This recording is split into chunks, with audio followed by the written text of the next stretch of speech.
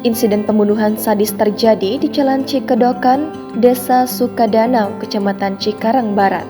Seorang ibu muda dibunuh suaminya di hadapan dua anak balita. Peristiwa pembunuhan sadis terhadap ibu muda diketahui ketika ibu korban mendatangi rumah kontrakan pada Sabtu 9 September dini hari, sekitar pukul 1.30 waktu Indonesia Barat. Seorang saksi sekaligus pemilik kontrakan bernama Muki mengatakan pelaku berinisial N tampak santai seusai membunuh korban berinisial M.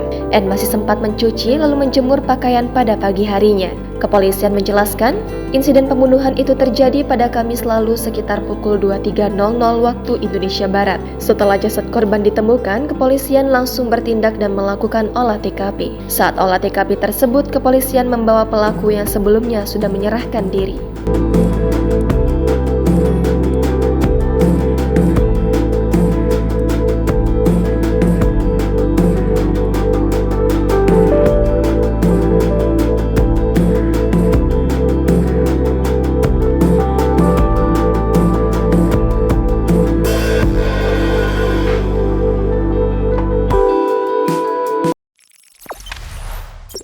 Jangan lupa subscribe, share, komen, dan like ya.